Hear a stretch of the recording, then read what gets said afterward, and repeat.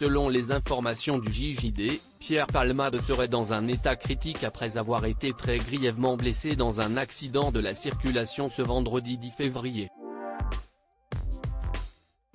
En 2019, l'humoriste s'était confié au Monde sur la mort de son père dans un accident de voiture lorsqu'il était âgé de 8 ans.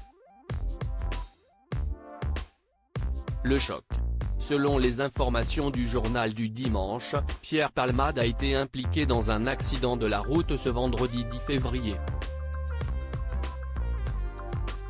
L'humoriste se trouverait actuellement dans un état critique et souffrirait au minimum d'une fracture du fémur et du tibia, et possiblement d'une hémorragie interne, ont confié des sources au Figaro. Le complice de Michel Larocque se serait retrouvé incarcéré dans sa voiture après une collision avec 2 autres véhicules.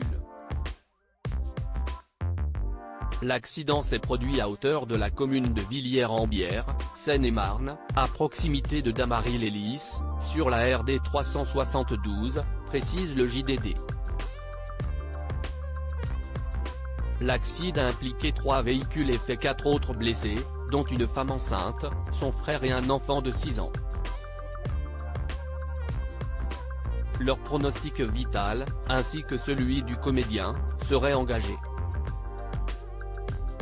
Un homme âgé de 80 ans, qui était au volant d'une 3e voiture, a quant à lui été légèrement blessé. Les circonstances de cette collision, qui s'est produite aux alentours de 18h45, restent pour l'instant inconnues. C'était un bon père qui avait de l'admiration et de l'amour pour ses enfants lors d'un entretien accordé au journal Le Monde en 2019, Pierre Palmade s'était épanché sur la mort de son père lorsqu'il était âgé de 8 ans. C'était un bon père qui avait de l'admiration et de l'amour pour ses enfants.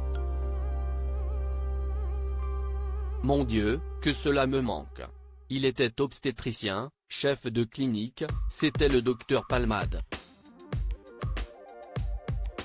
J'étais fier, et je suis toujours fier de dire que mon père était médecin, et ma mère professeure, avait-il expliqué.